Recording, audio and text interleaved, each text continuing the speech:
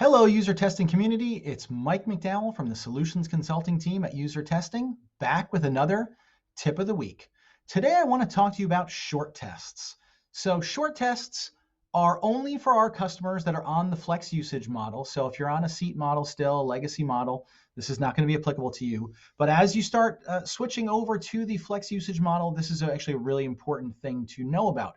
Short tests are tests of 5 minutes or less. These are unmoderated tests of 5 minutes or less. You can see here on the screen, I've got a very simple test that I ran on a Google search to look at the advertising.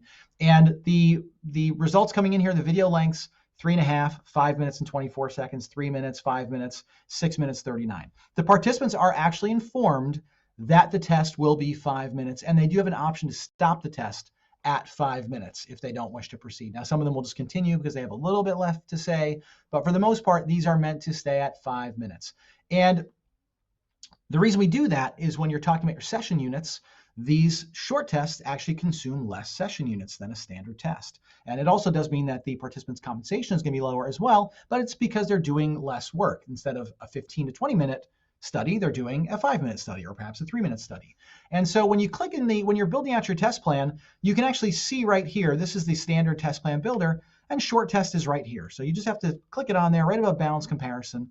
And then you will see right here, participants can end a short test after 5 minutes. To make sure participants finish your test, add no more than 5 tasks. Now, if there are multiple choice questions, it is not a hard rule. You can add more than 5 tasks, but as a general guideline, you should put about 5 because that's what's going to take about 5 minutes, 1 minute per task, generally speaking.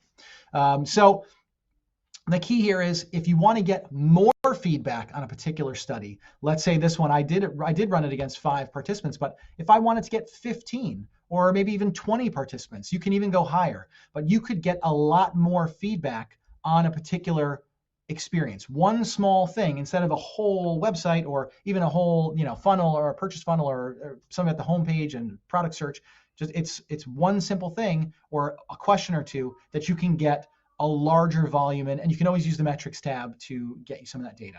If you're interested in more about short tests, always you can go over to the knowledge base on the user testing website, help.usertesting.com. Just search for short test. Here's a great article that I've pulled up for it. Hopefully this was helpful to you and you're going to start running some short tests in the near future. Until next week, this is Mike McDowell with your user testing tip of the week.